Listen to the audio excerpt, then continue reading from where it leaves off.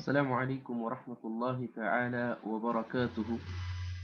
بسم الله الرحمن الرحيم. الحمد لله رب العالمين، وبه أستعين وأصلي وأسلم على أشرف الأنبياء والمرسلين نبينا محمد وعلى آله وصحبه أجمعين ومن تبعهم بإحسان إلى يوم الدين وسلم تسليما كثيرا. أما بعد، حمد و ثناء اور درود و سلام کے بعد ہم پچھلے درس میں پڑھ رہے تھے شروط الوضو. شیخ الاسلام محمد بن عبد الوہاب رحمۃ اللہ علیہ انہوں نے اپنی اس کتاب میں پہلے نماز کے شروط لائے. نماز کے شروط میں سے انہوں نے اسلام، عقل، تمیز اور چوتھا رفع الحدث یہ شرط لائے. تو جب رفع الحدث کا ذکر آیا تو یہ حدث رفع ہوتا ہے وضو سے، تو اس کے بعد وہ ڈائریکٹ منتقل ہوئے اور باقی نماز کے شروط پہلے وہی چھوڑ دیے. اس کے بعد وہ ڈائریکٹ منتقل ہو گئے وضو کے شروطوں کی طرف. وضو کے کیا شروط ہیں؟ تو وضو کے 10 شروط بیان کرنے کے بعد اس کے بعد کہتے ہیں وَأَمَّا فُرُوضُهُ فَسِتَّةٌ. تو رہا سوال وضو کے فروض کا. شرط تو بیان کیے وضو کے 10 شرط بیان کیے، لیکن رہا سوال شروط کے فروض کا کہ وضو میں کتنے فرض ہیں. وضو میں کتنے فرض ہیں؟ تو کہتے ہیں فَسِتَّةٌ. تو وضو میں 6 فرض ہیں. وضو کے 6 فرض ہیں، یعنی جو وضو کے اندر پائے جاتے ہیں. جو وضو کے اعمال میں سے 6 ایسے اعمال ہیں جو فرض ہے. اگر ان اعمال میں سے کوئی عمل ساقط ہو جائے گا، اگر ان اعمال میں سے کوئی عمل رہ جائے گا تو وضو درست نہیں ہے، تو وہ وضو باطل ہے، تو وضو درست نہیں ہے. تو کہتے ہیں پہلی شرط ہے، پہلا فرض ہے وضو کا غسل الوجہ، چہرے کا دھونا. ٹھیک ہے. وَمِنْهُ الْمَضْمَضَةُ وَالْإِسْتِنْشَاقُ. اور اسی میں مضمضہ اور استنشاق ہے، یعنی چہرے کا دھونا جو ہے اسی میں کلی کرنا اور ناک میں پانی ڈالنا اور پانی نکالنا، وہ اسی میں شامل ہے. پھر جب وہ بیان کرتے ہیں کہ یہ منہ دھونا جو ہے اس میں یہ 2 چیزیں شامل ہیں، پھر کہتے ہیں وَحَدُّهُ طُولًا. طول میں یعنی لینگتھ میں اس کی حد کیا ہے؟ جو چہرے کی لینگتھ ہے اوپر سے نیچے تک، اس کا حد کیا ہے؟ کہاں سے کہاں تک یہ چہرہ دھونا ہے جو فرض ہے؟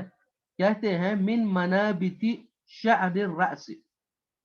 جو سر کے بال ہیں، سر کے بال جہاں سے شروع ہوتے ہیں، جہاں سے اگتے ہیں، سر کے بال جہاں سے اگتے ہیں، یعنی اس میں پھر چہرے میں پھر ماتھا بھی شامل ہے، چہرے میں پھر فور ہیڈ ماتھا بھی شامل ہے.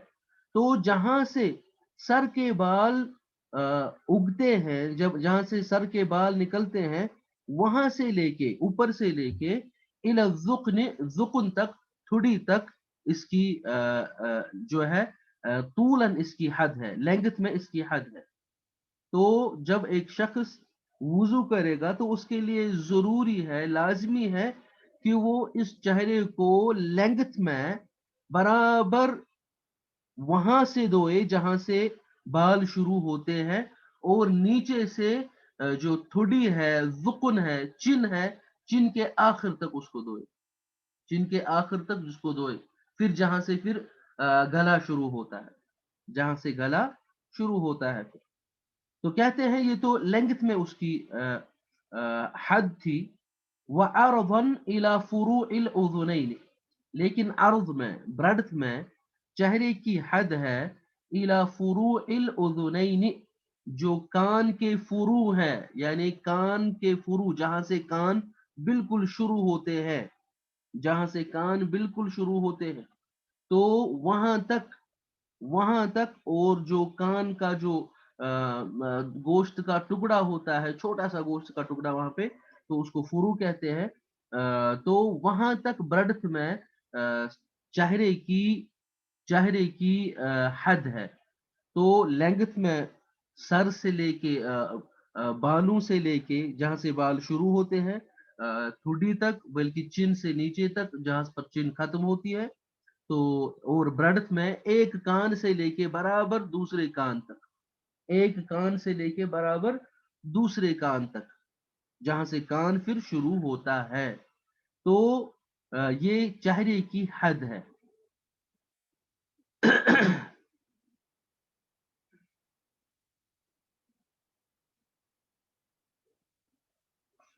اس کے بعد کہتے ہیں وَغَسْلُ الْيَدَيْنِ إِلَى الْمِرْفَقَيْنِ، اور دوسرا فرض ہے ہاتھوں کو دھونا إِلَى الْمِرْفَقَيْنِ، کوہنی تک، ایلبوز تک، ہاتھوں کو ایلبوز تک دھونا، جس میں ایلبو بھی شامل ہیں، جس میں ایلبو بھی شامل ہے، کوہنی تک دھونا۔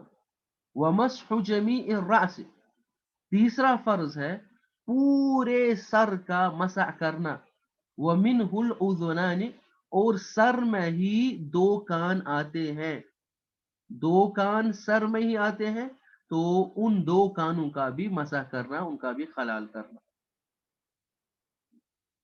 تو یہ ہو گئے تین فرض۔ اس کے بعد کہتے ہیں وَغَسْلُ الرِّجْلَيْنِ إِلَى الْكَعْبَيْنِ، چوتھا فرض ہے پیروں کو دھونا، دونوں پیروں کو دھونا إِلَى الْكَعْبَيْنِ، کعبین تک، جو اینکلز ہے وہاں تک جو ہے ان کو دھونا، کعب تک، بلکہ اس میں اینکلز بھی شامل ہے۔ وَالتَّرْتِيبُ والموالات، پانچواں فرض ہے ترتیب، یعنی ترتیب کے ساتھ ان کو دھونا، پہلے چہرہ دھونا، اس کے بعد ہاتھ دھونا، اس کے بعد مسح کرنا، اور اس کے بعد پیر دھونا، یہ ترتیب کے ساتھ دھونا، یہ بھی فرض ہے۔ والموالات، اور موالات بھی فرض ہے، اور موالات بھی فرض ہے، یعنی ایک کے بعد ہی دوسرے کو دھونا، موالات کہتے ہیں ایک کے بعد ہی دوسرے کو دھونا، دوسرے پارٹ کو دھونے میں تاخیر نہ کرنا، دوسرے پارٹ کو دھونے میں تاخیر نہ کرنا، اس میں لیٹ نہ کرنا۔ مثال کے طور پر کوئی شخص وضو کرنا شروع کرے گا، اس کے بعد اس نے چہرہ دھویا، چہرہ دھونے کے بعد مثلا اس کو فون آ گیا، وہ باہر نکلا باتھ روم میں سے، اب وہ فون پہ 5 منٹ 10 منٹ بات کرتا ہے، پھر واپس آئے گا، پھر وہ کہے گا میں نے تو چہرہ دھویا تھا، اب میں ہاتھ دھوؤں گا، نہیں، اس کو یہ موالات کے مخالف ہے، یہ موالات کے مخالف ہے، اس میں تاخیر نہیں کرنی ہے، بلکہ ایک کے بعد جلدی سے دھونا ہے۔ تو بہرحال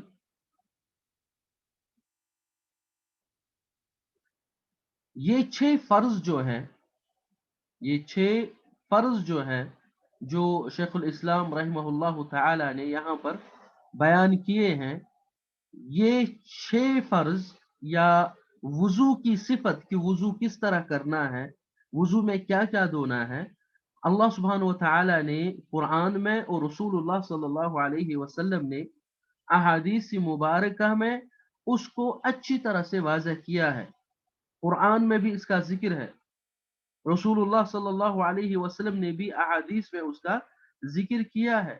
تو اللہ سبحانہ و تعالیٰ کا فرمان ہے جو اس کی دلیل ہے، اللہ سبحانہ و تعالیٰ فرماتے ہیں، تو کہتے ہیں شیخ الاسلام والدلیل قولہ تعالی، اس کی دلیل اللہ سبحانہ و تعالیٰ کا یہ فرمان ہے یا ایہا الذین آمنوا اذا قمتم الى الصلاة فاغسلوا وجوهکم وایدیکم الى المرافق وامسحوا برؤوسکم وارجلکم الى الكعبین۔ وَامْسَحُوا بِرُؤُوسِكُمْ وَأَرْجُلَكُمْ إِلَى الْكَعْبَيْنِ. اللہ سبحانہ وتعالی فرماتے ہیں یا ایھا الذین آمنوا، اے ایمان والو، اذا قمتم الى الصلاۃ، جب آپ نماز کے لیے کھڑے ہو جاؤ.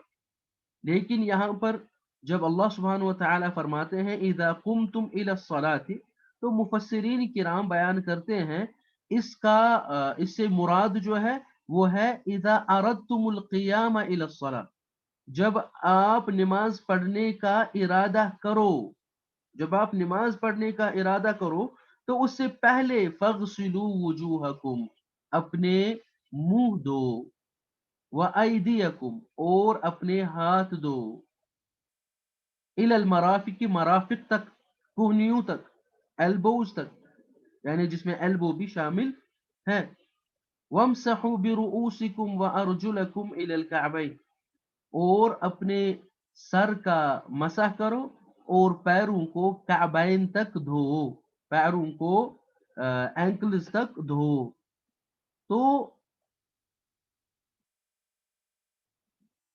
اللہ سبحانہ و تعالی نے اس آیت میں وضو کی صفت کو واضح کیا ہے، وضو کی صفت کو واضح کیا ہے. تو اللہ سبحانہ و تعالی نے ترتیب کے ساتھ بیان کیا ہے، پہلے منہ دو، پھر ہاتھ دو، پھر مسح کرو سر کا، پھر پیروں کو دو. اللہ سبحانہ و تعالی نے یہ واضح کیا ہے اس کی ترتیب کو بھی. تو یہ اس میں تو 4 فرض بیان کیے گئے ہیں اس آیت میں، اس آیت میں 4 فرض بیان کیے گئے ہیں. تو 5واں فرض جو ہے اسی آیت میں ہے، وہ ہے ترتیب، وہ ہے ترتیب. تو ترتیب ہمیں کیسے پتہ چلتی ہے؟ ترتیب ہمیں پتہ چلتی ہے کہ جو دھونے والے اعضاء ہیں، جن کو دھویا جائے گا، جن کو دھویا جاتا ہے، جیسے چہرے کا دھونا، ہاتھوں کا دھونا کوہنیوں تک، اور پیروں کا دھونا، ان دھونے والے اعضاؤں میں کے بیچ میں مسح کا عضو ذکر کیا گیا ہے. ان دھونے والے اعضاؤں میں مسح کا عضو بھی ذکر کیا گیا ہے. تو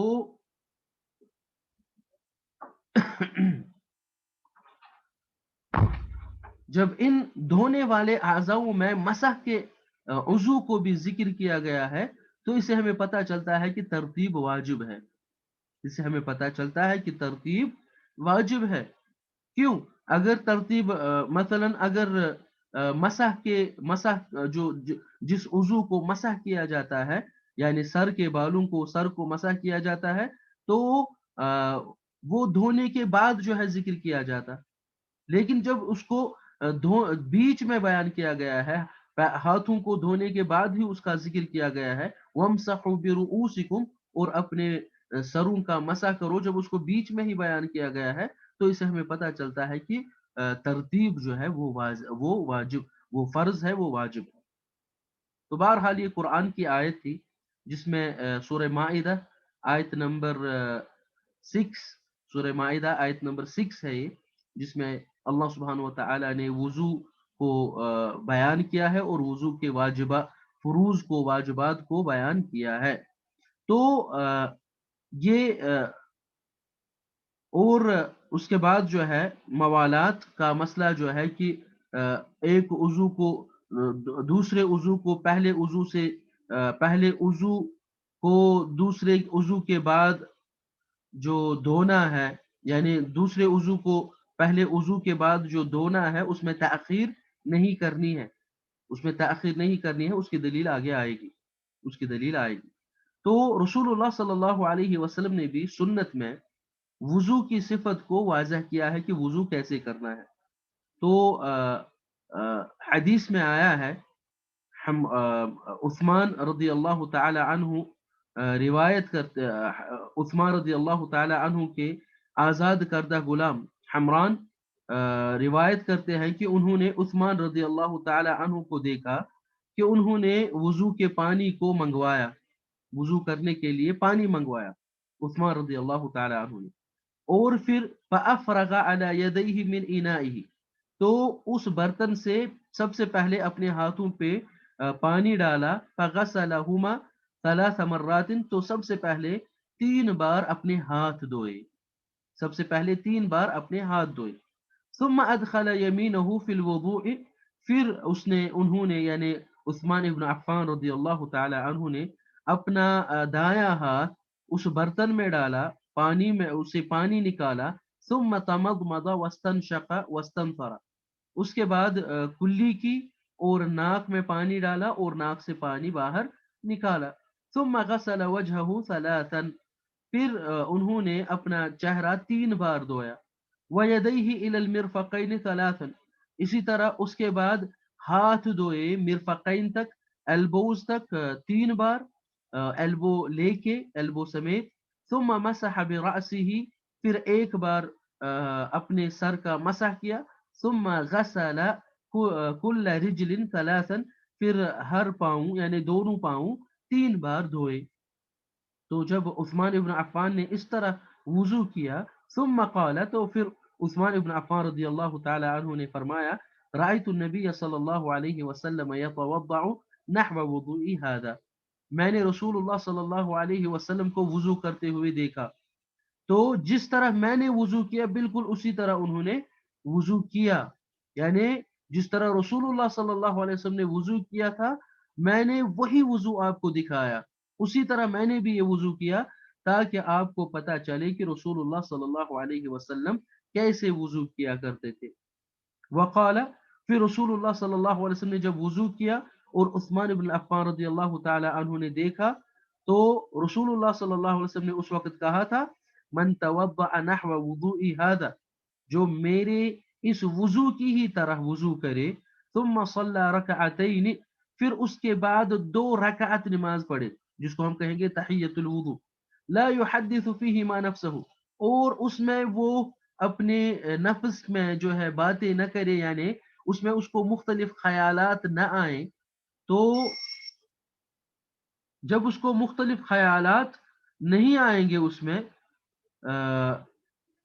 مختلف خیالات نہیں آئیں گے اس میں، یعنی مراد یہ ہے کہ ان 2 رکعت میں بالکل وہ خشوع اور خضوع کے ساتھ وہ 2 رکعت ادا کرے گا. تو رسول اللہ صلی اللہ علیہ وسلم نے فرمایا، غفر اللہ له ما تقدم من ذنبه، اللہ سبحانہ و تعالی اس کے پچھلے تمام گناہ معاف کرے گا. اللہ سبحانہ و تعالی اس کے تمام پچھلے گناہ معاف کرے گا. تو یہ حدیث جو ہے بخاری میں ہے، حدیث نمبر 164، اسی طرح مسلم میں ہے حدیث نمبر 226. تو اس حدیث میں بھی عثمان ابن عفان کی یہ حدیث ہے، اس حدیث میں بھی انہوں نے واضح کیا کہ رسول اللہ صلی اللہ علیہ وسلم کیسے وضو کیا کرتے تھے. تو یہ غسل وضو کا جو اس میں ذکر کیا گیا ہے 3 بار دھونا، 3 بار دھونا، تو یہ مکمل وضو ہے اور یہ سنت ہے.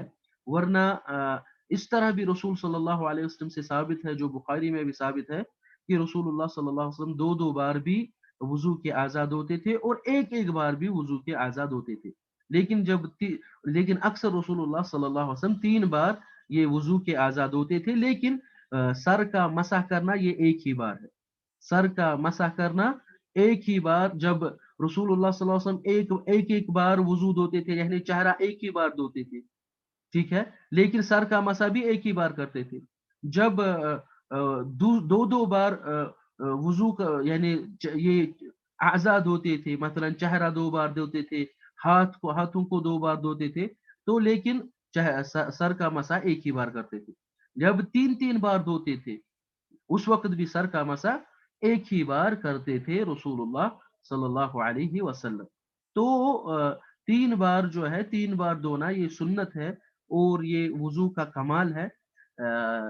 وضو مکمل وضو جو ہے یعنی اچھی طرح سے سنت پر قائم رہنا، تو بہتر افضل ہے کہ 3 بار دھویا جائے، لیکن بہتر اور افضل ہے کہ 3 بار دھویا جائے. لیکن جب کسی کو کبھی مثلا پانی کی قلت ہے، اگر ایک بار بھی دھویا تو کوئی حرج نہیں ہے، وضو مکمل ہو گیا، کیونکہ فرض ہے کم سے کم ایک بار دھونا کم سے کم فرض ہے. لیکن اگر ایک بار دھوئے تو مکمل دھویا جائے گا. مثلا کہ اگر ایک بار دھوئے، ایک ہی بار چہرہ دھوئے، تو چہرے میں کوئی جگہ نہیں رہنی چاہیے جو جو बगैर धोए हुए रह जाए, जो बगैर धोए हुए रह जाए, ऐसी कोई जगह नहीं होनी चाहिए। एक ही बार में मुकम्मल चेहरा, जिसकी हद यहाँ पे हमने बयान की है, शेखुल इस्लाम ने बयान की है, तो मुकम्मल तौर पर जो है एक ही बार में वो अगर धोया जाए तो वुजू मुकम्मल है, तो वुजू मुकम्मल है।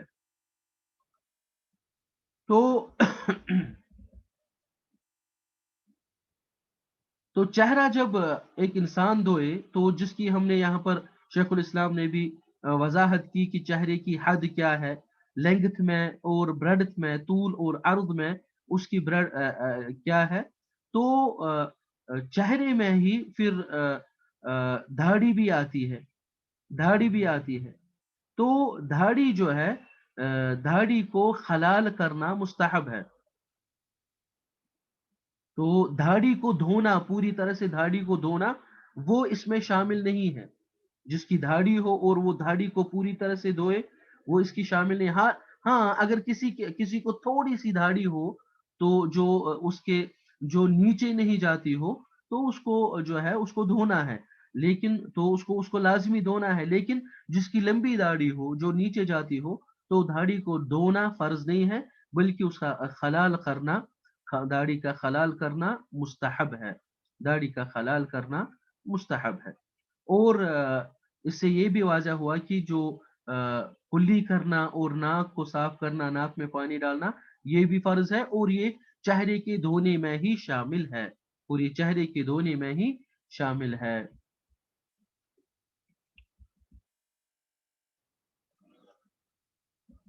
उसके बाद जो दूसरा फर्ज है चेहरे के बाद, वो शेखुल इस्लाम ने बयान किया कि वो हाथों का धोना है। और हाथों का जो हमने सुन्नत में बयान किया, जो उस्मान इब्न अफ़्फ़ान रज़ी अल्लाह ताला अन्हु की हदीस थी, तो सबसे पहले उन्होंने हाथ धोए, फिर जब चेहरा धोया, चेहरे धोने के बाद फिर से हाथ धोए कूहनियों तक। तो जो कुहनियों तक हाथ धोने हैं, एल्बोज तक हाथ धोने हैं, एल्बो समेत हाथ धोने हैं, तो उस वक्त वो फिर से, उस वक्त सिर्फ रिस्ट से नहीं, रिस्ट के ऊपर ऊपर हाथ नहीं धोना है, बल्कि उस वक्त पूरा हाथ धोना है।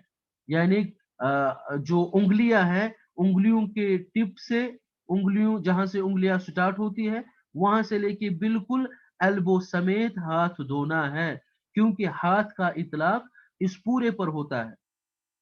ठीक है, हाथ का इतलाक, हैंड जो है, हैंड, हाथ का इतलाक पूरे इस उजू पर होता है, जिसमें उंगलियां भी शामिल है, जिसमें उंगलियां भी शामिल है।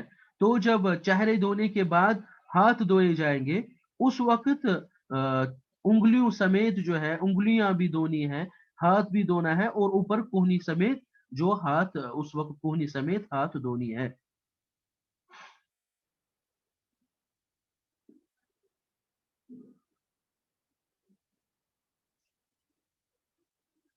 और उसके बाद सर का मसह करना, तीसरी जो है, तीसरी शर्त है, तीसरा फर्ज है वुजू में, सर का मसह करना। तो सर का मसह करना जो है वो एक बार मसह किया जाएगा, उस वो एक बार मसह किया जाएगा, जैसे कि रसूलुल्लाह सल्लल्लाहु अलैहि वसल्लम से साबित है। और सर का मसह, सर का मसह कैसे किया जाएगा? शेखुल इस्लाम जैसे कहते हैं कि जमी उर रास, मसहू जमी रास, पूरे सर का मसा करना है। तो इसका मतलब यह है कि जहां से बाल शुरू होते हैं, वहां से लेके बिल्कुल पीछे तक, जहां पर बाल खत्म होते हैं, सर के बाल जहां पर खत्म होते हैं, वहां तक जो है हाथों को लेना है, उस पर हाथ फेरने हैं, और वहां से फिर वापस लाना है बिल्कुल कहां तक, जहां से बाल शुरू होते हैं, आगे से, आगे से। तो सर का मसा इस तरह किया जाएगा। मगर औरत के जो बाल होंगे, जो औरत के लंबे बाल होते हैं, औरत के लंबे बालों में, लंबे बालों का मसा जो है उसको नहीं करना है, तो उसको नहीं, मसा नहीं किया जाएगा, बल्कि औरत भी जो सर है, सर के बाल जहां से शुरू होते हैं, और सर जो है, सर के बाल यानी पीछे से बैक में, जहां पर सर के बाल जो है खत्म होते हैं, پھر جو نیچے کے بال جاتے ہیں اس میں مسح نہیں کرنا ہے، لیکن سر تک جہاں پر سر ختم ہوتا ہے وہاں تک عورت کو بھی مسح کرنا ہے، اپنے بالوں کے مسح کرنا ہے، یعنی اپنے سر کا مسح کرنا ہے۔ تو اس میں مراد یہ نہیں ہے کہ بالوں کے مسح کرنا ہے، اگر سر کے کسی کے بال ہو تو وہ مسح کرے گا، لیکن اصل میں سر کا مسح کرنا ہے۔ اگر کسی نے بال کاٹے ہو، اگر کسی نے بال کاٹے ہو، بالکل پورا بال ختم کیے ہو، ٹھیک ہے، بلیڈ لگایا ہو سر کو، تو اس کو بھی مسح کرنا ہے۔ تو جو پورا سر ہے اس کو پورے سر کا مسح کرنا ہے۔ اس کے بعد پیروں کا دھونا، یہ چوتھا فرض ہے وضو میں۔ تو پیروں کو جو ہے کعب تک دھویا جائے گا، بلکہ جو کعب ہے اس میں وہ بھی اس میں شامل ہے، جو اینکلز ہے وہ بھی اس میں شامل ہے۔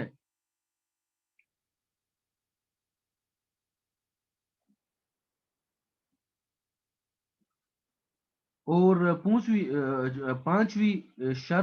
پانچواں فرض جو اس میں ہے وہ ہے ترتیب کے ساتھ ان اعضاء کو دھونا، جو قرآن کی آیت میں بھی شامل ہے۔ اور جیسے کہ رسول اللہ صلی اللہ علیہ وسلم نے وضو کیا، جس کو پھر عثمان بن عفان رضی اللہ تعالی عنہ نے سکھایا، ہم تک پہنچایا کہ کیسے رسول اللہ صلی اللہ علیہ وسلم نے وضو کیا، تو وہ بھی اس وضو سے بھی جو ہے یہی پتہ چلتا ہے کہ ترتیب جو ہے وہ فرض ہے۔ رسول اللہ صلی اللہ علیہ وسلم نے بھی ترتیب کے ساتھ وضو کیا۔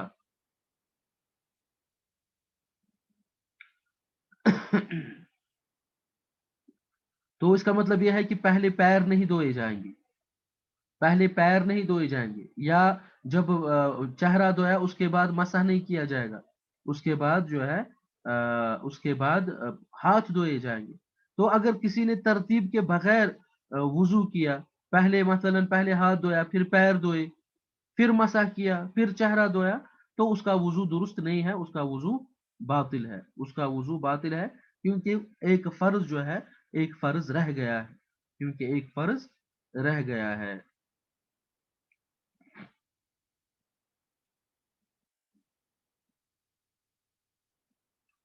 اس میں ایک مسئلہ یہ بھی ہے کہ اگر کوئی شخص وضو کرے گا اور جو دو اعضاء ہے، جیسے دایاں ہاتھ اور بایاں ہاتھ، اگر کسی نے پہلے بایاں ہاتھ دھویا اور اس کے بعد دایاں ہاتھ دھویا، تو اس کا وضو تو درست ہے، اس کا وضو تو درست ہے، لیکن بہتر اور افضل یہ ہے کہ پہلے وہ دایاں ہاتھ دھوئیں، کیونکہ غسل میں دائیں سے شروع کرنا رسول اللہ صلی اللہ علیہ وسلم کی سنت ہے، وہ دائیں کو ہی پسند کرتے تھے۔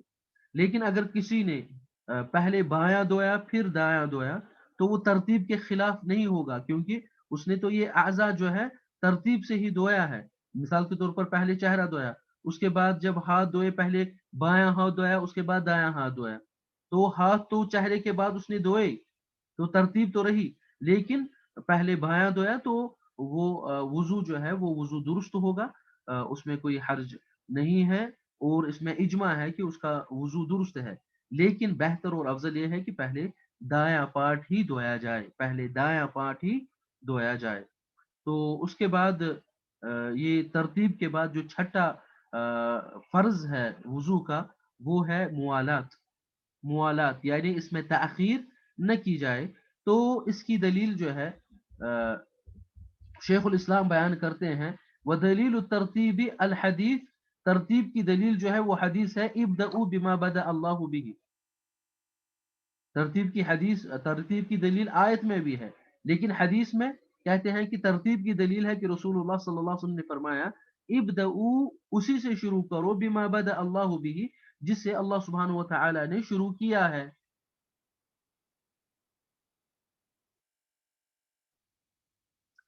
تو رسول اللہ صلی اللہ علیہ وسلم نے یہ حدیث تب بیان کی جب وہ حج پہ گئے تھے، اور حج سے پہلے عمرہ کیا، تو جب صفا مروہ طواف کے بعد صفا اور مروہ کی سعی کرنی تھی، تو اس وقت رسول اللہ صلی اللہ علیہ وسلم نے جب صفا پر چڑھے تو کہا ابدؤوا بما بدأ اللہ به، تو صفا سے شروع کرو، صفا مروہ کی سعی صفا سے شروع کرو، مروہ سے نہیں۔ کیوں؟ کیونکہ اللہ سبحانہ و تعالی نے قرآن میں پہلے اسی کا ذکر کیا ہے، ان الصفا والمروۃ من شعائر اللہ، پہلے صفا کا ذکر کیا ہے، تو اللہ نے صفا کا ذکر کیا ہے، اس لیے آپ بھی اسی سے شروع کرو، ابدؤوا بما بدأ اللہ به۔ تو جس طرح اللہ سبحانہ و تعالی نے اس قرآن کی آیت میں سورۃ المائدہ آیت نمبر 6 میں جو ہے ترتیب کے ساتھ بیان کیا ہے، تو اسی طرح وضو میں ترتیب فرض ہے، تو اسی طرح وضو میں ترتیب فرض ہے۔ تو بہرحال یہ ترتیب کی سنت سے دلیل تھی۔ تو اس کے بعد کہتے ہیں وہ دلیل الموالات، موالات کی دلیل ہے حدیث صاحب اللمعۃ، اس شخص کی حدیث جس کو پیر میں تھوڑا سا جب اس نے وضو کیا تھا تو پیر میں تھوڑا سا ایک سکے جتنا رہ گیا تھا، دوئے بغیر رہ گیا تھا۔ تو عن النبی صلی اللہ علیہ وسلم، جو حدیث نبی صلی اللہ علیہ وسلم سے ہے، انہ رأى رجلا، کہ رسول اللہ صلی اللہ علیہ وسلم نے ایک شخص کو دیکھا، فی قدمہ لمعة قدر الدرہم، کہ اس کے قدم میں ایک لمعہ تھا، یعنی ایک ایسی جگہ تھی جو درہم کے برابر تھی، یعنی سکہ درہم جو ہوتا ہے اس کے برابر تھی، لم یصبها الماء، اس کو پانی نہیں پہنچا تھا، یعنی وضو میں اس نے اتنا جو ہے نہیں دھویا تھا، پانی نہیں پہنچا تھا، ٹھیک ہے۔ فَأَمَرَهُ بِالْإِعَادَةِ، تو رسول اللہ صلی اللہ علیہ وسلم نے اس کو وضو دہرانے کا حکم دیا۔ جب رسول اللہ صلی اللہ علیہ وسلم نے اس کو وضو دہرانے کا حکم دیا کہ وضو دہراؤ، پہلے سے وضو کرو، تو اس سے پتا چلا کہ یہ موالات جو ہے یہ فرض ہے۔ تو اگر یہ فرض نہیں ہوتی تو رسول اللہ صلی اللہ علیہ وسلم اس کو کہتے کہ آپ کے پیر میں اتنا سا رہ گیا ہے، دھوئے بغیر رہ گیا ہے، اس تک پانی نہیں پہنچا ہے، پہلے اتنا دھو کے آؤ۔ لیکن رسول اللہ صلی اللہ علیہ وسلم نے اس کو یہ نہیں کہا کہ اتنا دھو کے آؤ، رسول اللہ صلی اللہ علیہ وسلم نے اس کو پورا وضو کرنے کا حکم دیا، پورا وضو کرنے کا حکم دیا۔ اسی طرح عمر بن الخطاب رضی اللہ تعالی عنہ بیان کرتے ہیں کہ ان رجلا توضع، کہ ایک شخص نے وضو کیا، فترک موضع ظفر علی قدمه، تو اس نے اپنے پیر پر چھوڑا ایک ناخن جتنا، ناخن جتنا بس، اس سے زیادہ نہیں جس کو پانی نہیں پہنچا۔ فابصرہ النبی، تو رسول اللہ صلی اللہ علیہ وسلم نے اس کو دیکھا، فقال، تو رسول اللہ صلی اللہ علیہ وسلم نے اس کو کہا، ارجع فاحسن وضوءک، واپس لوٹو اور اپنا وضو بہتر کرو، درست کرو۔ تو وہ واپس گیا اور اس نے مکمل وضو کیا، پورا وضو کیا، ثم صلی، پھر اس نے نماز پڑھی، اور یہ حدیث مسلم میں ہے، حدیث نمبر 243، حدیث نمبر 243۔ تو جو شیخ الاسلام نے یہاں پر حدیث بیان کی ہے، تو وہ حدیث ہے ابو داود میں حدیث نمبر 175، حدیث نمبر 175۔ تو اس سے یہی استدلال ہوتا ہے کہ موالات فرض ہے، موالات فرض ہے۔ اگر موالات فرض نہیں ہوتی تو رسول اللہ صلی اللہ علیہ وسلم اس کو پورا وضو کرنے کا حکم نہیں دیتے، بلکہ صرف اتنا ہی دھونے کا حکم دیتے جو جس میں جو دھوئے بغیر رہ گیا تھا، جس پر پانی جس تک پانی نہیں پہنچا تھا۔ لیکن جب رسول اللہ صلی اللہ علیہ وسلم نے اس کو پورا وضو کرنے کا حکم دیا تو اس سے یہ ثابت ہوا کہ موالات جو ہے وہ فرض ہے، یعنی ایک پارٹ جب دھویا جائے دوسرا پارٹ دھونے میں تاخیر نہیں ہونی چاہیے، یا تب تک جب تک کہ پہلا پارٹ سوکھ نہ جائے۔ تو اگر پہلا پارٹ سوکھ گیا یعنی تاخیر کی دوسرا پارٹ دھونے میں، جب کسی نے چہرہ دھویا، پھر چہرہ دھونے کے بعد جو ہے وہ باتھ روم سے نکلا اور اس کے بعد جو ہے کوئی کام کرنا شروع کیا، 2 منٹ 4 منٹ 5 منٹ، مثلا 5 منٹ تک، تو پھر واپس آیا، پھر اس نے چہرے کے بعد ہاتھ دھوئے، تو یہ موالات کے خلاف ہے۔ موالات یہ ہے کہ ایک کے بعد دوسرا دھویا جائے، ایک ساتھ میں، ایک کے بعد دوسرا، اس کے بعد دوسرا۔ لیکن اگر کوئی شخص مثلا کچھ سیکنڈز کے لیے جو ہے باہر جو ہے نکلے یا دروازہ وغیرہ بند کرنے کے لیے جائے، اس کے بعد کچھ سیکنڈز کے بعد ہی آئے، تو وہ کوئی اثر نہیں کرے گا، تو وہ کوئی اثر نہیں کرے گا۔ وصلی اللہ تعالی علی خیر خلقہ محمد وعلی آلہ وصحبہ وسلم۔